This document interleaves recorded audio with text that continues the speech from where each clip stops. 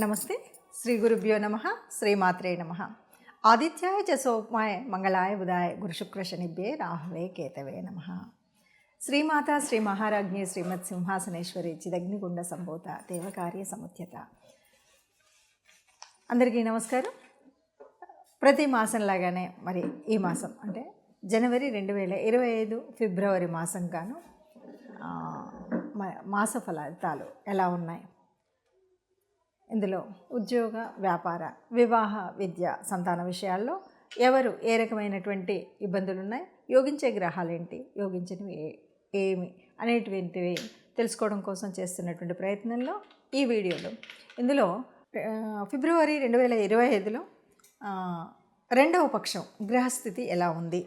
గ్రహస్థితి కనుక చూసినట్లయితే మనకి వృషభంలో గురువు, మిథునంలో కుజుడు, అలాగే మరి కేతువు కన్యలో, రాహువు మీనంలో, మకరంలో రవి బుధుడు మొదటి పక్షం వరకు ఉంటే ఇప్పుడు రెండవ పక్షంలో రవి బుధుడు కుంభంలోకి వస్తూ ఉన్నారు.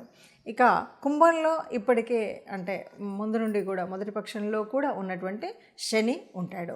ఇది మనకు ఇప్పుడు ఉండేటువంటి గ్రహస్థితి. ఇక శుక్రుడు మీనంలో కనిపిస్తాడు. ఈ రెండవ పక్షంలో ఉన్నటువంటి గ్రహస్థితి ఇది. దీనికి అనుగుణంగా మరి ఫలితాలు ఎలా ఉన్నాయో చూద్దాం.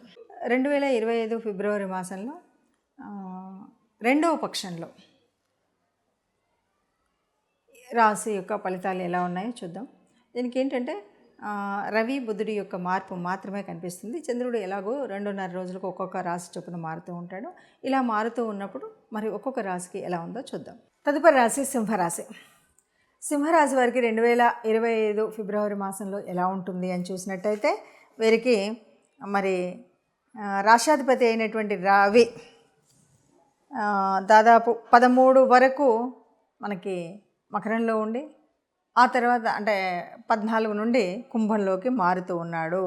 కాబట్టి ఇలాంటప్పుడు మనకి ఎలా ఉంటుంది అంటే కనుక కొద్దిగా ధనం విషయంలో జాగ్రత్తగా ఉండాలి. ఎక్కడైనా ఇన్వెస్ట్మెంట్ చేయాల్సి వచ్చినా లేదు, మనకున్నటువంటి డబ్బుల్ని ఒక్కొక్కసారి మితిమీరిన ఖర్చు చేస్తూ ఉంటాం, అనవసరపు ఖర్చు చేస్తూ ఉంటాం. ఈ విషయంలో జాగ్రత్తగా ఉండాలి. అంతేకాదు ఎవరికైనా ఇచ్చి పుచ్చుకునేటప్పుడు అంటే ఒక అప్పుగా ఇచ్చినా, చేయబదులుగా ఇచ్చినా, లేకపోతే సహాయంగా చేసిన ధనం విషయంలో చాలా జాగ్రత్తగా ఉండాలి. ఏది చేసినా కూడా ఒక లెక్క ఉండాలి దానికి. అది లేకుండా చేస్తే ఈ విషయంలో నష్టపోయేటువంటి అవకాశం ఎక్కువగా ఉంది.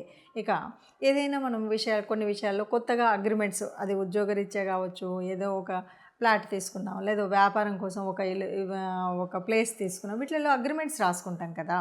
ఈ అగ్రిమెంట్స్ మాత్రం చాలా జాగ్రత్తగా తీసుకోవాలి. అలా తీసుకున్నట్టయితే కొంత ఇబ్బందులు అయితే ఉంటాయి. అంటే ఇందులో ఒక ప్లస్ అండ్ మైనస్ కూడా ఉందండి. ఈ కొత్త అగ్రిమెంట్స్ తీసుకునేటప్పుడు ఇప్పటి వరకు మనం ఏదైనా చేద్దాం అనుకున్నప్పుడు ఈ అగ్రిమెంట్స్ అసలు ముందు కదిలినట్టే ఉండవు. కానీ ఇప్పుడు ముందు కదులుతాయి. కానీ అంటే ఆ అగ్రిమెంట్స్ వాళ్ళు ముందుకు రావడం, అప్రోచ్ అవ్వడం ఇదంతా బాగుంటుంది. కానీ వాటిలో డబ్బు ఇచ్చి పుచ్చుకునే దగ్గర జాగ్రత్తగా సరిగ్గా ఒక పద్ధతిలో చేస్తే చాలా పాజిటివ్గా ఉంటుంది. ఇక వృత్తి ఎలా ఉంటుందంటే మంచిగా యోగించే సమయం ఇది. వ్యాపారం యోగించే సమయం అంటే మీరు చేస్తున్నటువంటి ఏదైనా మీ వృత్తి విద్యల్లో ఎవరి వృత్తి వాళ్ళు చేసుకుంటారు రకరకాలుగా, అలా కాదు ఉద్యోగం చేసుకుంటారు, వ్యాపారాలు, ఈ 3 ఎవరి వాళ్ళు చేసుకుంటున్నప్పుడు ఇక్కడ మాత్రం చక్కగా ఇప్పటి వరకు ఏదో స్తబ్దంగా ఉన్నటువంటి స్థితి నుండి మంచిగా యోగించేటువంటి స్థితికి వెళ్ళడం అనేటువంటిది కనిపిస్తుంది. అంటే దాంట్లో అభివృద్ధి కనిపిస్తుంది, వ్యాపారంలో లాభాలు కనిపిస్తాయి, వృత్తిలో ప్రమోషన్స్ కనిపిస్తాయి. అంటే వృత్తి అంటేనేమో మన చేతి వృత్తులు అనేదే కాదు, రకరకాలుగా ఉంటాయి. వాటిల్లో ఏది చేస్తున్నా కూడా కొంత మనకు బెనిఫిషియల్గా వాటి యొక్క పరిస్థితి కనిపిస్తుంది. అట్లాగే కొన్ని అయితే ఒక్కొక్కసారి వృత్తిలో కొంత మార్పులు వచ్చేటువంటి అవకాశం అయితే ఉంటుంది. ఎందుకు వస్తాయి మార్పులు అంటే వృత్తికారకుడు శుక్రుడు. మరి శుక్రుడు ఏం చేశాడు, రాహుతో ఉన్నాడు. ఈ కలయిక వల్ల కొన్ని మార్పులు అంటే నిన్న మొన్నటి వరకు నేను ఏదో ఈ బిజినెస్ చేశానండి, అదంతా అనిపించలేదు, నాకెందుకో ఈ పక్క వాళ్ళు చేస్తుంది చూశాను అది బాగుంది అని అంటూ వృత్తులు మార్చేస్తుంటారు కదా. అలా వృత్తి మారేటువంటి అవకాశం ఈ రాశి వారికి కనిపిస్తుంది. ఇక ఏది ఏమైనా మనం ఇక్కడ చెప్పొచ్చేది ఏంటి అంటే అందరూ కూడా ఈ రాశిలో ఉన్నటువంటి వారు తప్పనిసరిగా సూర్య నమస్కారాలు చేయడం, ఆదిత్య హృదయం వినడం. ఈ 2 తప్పనిసరిగా చేయాలి, చక్కగా కలిసి వస్తుంది. రెండవది ఏదేమన్నా సరే ఇష్టదేవత ఆరాధన కూడా తప్పనిసరిగా. నవగ్రహాల్లో సూర్యుడిని ఎంచుకొని మనం సూర్య నమస్కారాలు చేయడము, ఆదిత్య హృదయం వినడం చేసినప్పటికి కూడా మీ ఇష్టదేవత ఆరాధన, ఇష్టదేవులు ఎవరైతే ఉన్నారో వారి ఆరాధన చేయడం అనేటువంటిది మర్చిపోకుండా చేసినట్టయితే అంత సుఖంగా ఉంటుంది అని చెప్పచ్చు. ఇప్పటి వరకు ఉన్నటువంటి గ్రహస్థితిని చూసాం కదా. ఎప్పుడూ కూడా గ్రహాలు మనకు అంటే కదులుతూనే ఉంటాయి. ఈ గ్రహాల మూలంగా, గ్రహాల యొక్క కదలిక వల్ల కొన్నిసార్లు కొన్ని గ్రహాలు ఒకే చోట ఉండడం, గ్రహాల దృష్టి ఉండడం, అష్టమ శని, అర్ధాష్టమ శని, ఏళ్ళనాటి శని ఇలాంటి వాటివన్నీ ప్రభావాలు ఉండడం, వీటన్నింటితో పాటు మనం ఉన్నటువంటి రాశిని బట్టి యోగకారకమైనటువంటి గ్రహాలు, యోగించని గ్రహాలు, ఇలా మనం అన్నీ చెప్పుకుంటూ వెళ్తూ ఉంటాం. దీని మూలంగా కొన్ని రకాలైనటువంటి ఇబ్బందులు, కష్టాలు, సుఖాలు. జీవితం అంటేనే కష్ట సుఖాలు అని చెప్తూ ఉంటాం. కానీ ఈ రాశిలో మీరు చెప్పారు ఇలాగే ఉండాలి అంటే మనం చెప్పేటువంటిది కాదు. వీటన్నిటికి కూడా మనకేంటంటే కర్మ సిద్ధాంతాన్ని నమ్మేటువంటి వాళ్ళం. పూర్వజన్మ సుకృతము ఉంటుంది. దీనివల్ల మనకేంటంటే మనం పుట్టినప్పుడే మన యొక్క జాతకంలో, జన్మ కుండలిలో కొన్ని గ్రహాలు చక్కగా ఏ ఏ స్థానాల్లో ఉండాలో అక్కడ ఉంటాయి. అయితే ఇలా ఉన్నప్పటికీ కూడా మారుతున్నటువంటి ఈ గ్రహాల యొక్క స్థితిగతులను బట్టి కొన్ని మార్పులు జీవితంలో ఏ నెలకన్నా, ఏ వారానికి ఆ వారం చూసుకుంటూ వస్తూ ఉంటాం. ఇలా ఉన్నప్పుడు ఎలా ఉన్నప్పటికీ కూడా మనకు మంచి జరగాలి అనేటువంటిది కదా మన యొక్క ఆశ. అందువల్ల మనందరం మంచిగా ఉండాలి అనడం కోసమే ముందు జాగ్రత్తగా ఈ విషయాలు తెలుసుకుంటాం. ఏదైనా దీనివల్ల కొద్దిగా కీడుంది, దీనివల్ల ఇలాంటి జాగ్రత్తలు తీసుకోండి అని ఏవైతే చెప్తున్నామో వాటిని తూచా తప్పకుండా పాటించినట్టయితే బాగుంటుంది. ఇది కాదు ఎగ్జాక్ట్గా నా జీవితకాలము యొక్క తెలుసుకోవాలి అంటే జన్మకుండలి తప్పనిసరిగా వేయించుకోవాలి. మీకు తెలిసిన మీ దగ్గరలో ఉన్నటువంటి ఎవరైనా జ్యోతిష్యుల దగ్గరికి వెళ్ళి పూర్తి జన్మకుండలిని వేయించుకొని పూర్తిగా దానికి సంబంధించిన విషయాల్లో మీరు తెలుసుకోవడం అనేటువంటిది మంచిది. అలా కాకుండా ఇలా కేవలము గ్రహస్థితిని బట్టి మారుతున్నటువంటి వాటిలో అంటే ఈ కోటాను కోట్ల మందిలో ఒక 30% వరకే మనకు దీని యొక్క రిజల్ట్ మనం చెప్తున్నట్టుగా ఉంటుంది. కాబట్టి అందరూ మంచిగా ఉండాలన్నదే ఆశ. ఆ మంచిగా ఉన్న వాళ్ళలో మనము ఉండాలి అన్నదే మన కోరిక.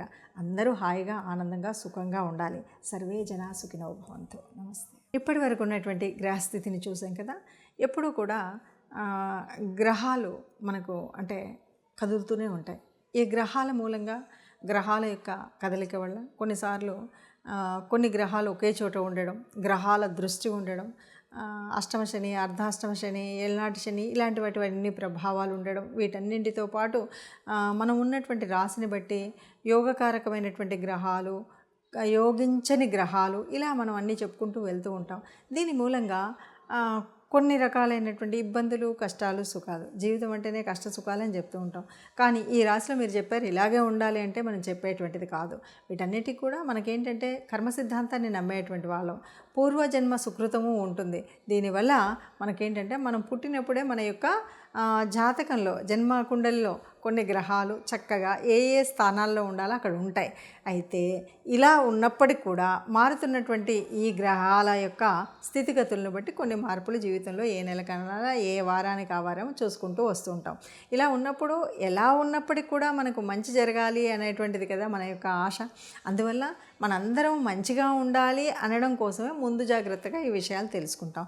ఏదైనా దీనివల్ల కొద్దిగా కీడుంది, దీనివల్ల ఇలాంటి జాగ్రత్తలు తీసుకోండి అని ఏవైతే చెప్తున్నామో వాటిని తూచా తప్పకుండా పాటించినట్టయితే బాగుంటుంది. ఇది కాదు ఎగ్జాక్ట్గా నా జీవితకాలము యొక్క తెలుసుకోవాలి అంటే జన్మకుండలి తప్పనిసరిగా వేయించుకోవాలి. మీకు తెలిసిన మీ దగ్గరలో ఉన్నటువంటి ఎవరైనా జ్యోతిష్యుల దగ్గరికి వెళ్ళి పూర్తి జన్మకుండలిని వేయించుకొని పూర్తిగా దానికి సంబంధించిన విషయాల్లో మీరు తెలుసుకోవడం అనేటువంటిది మంచిది. అలా కాకుండా ఇలా కేవలము గ్రహస్థితిని బట్టి మారుతున్నటువంటి వాటిలో అంటే ఈ కోటాను కోట్ల మందిలో ఒక 30% వరకే మనకు దీని యొక్క రిజల్ట్ మనం చెప్తున్నట్టుగా ఉంటుంది. కాబట్టి అందరూ మంచిగా ఉండాలన్నదే ఆశ. ఆ మంచిగా ఉన్న వాళ్ళలో మనము ఉండాలి అన్నదే మన కోరిక. అందరూ హాయిగా, ఆనందంగా, సుఖంగా ఉండాలి. సర్వే జనా సుఖినో భవంతు. నమస్తే.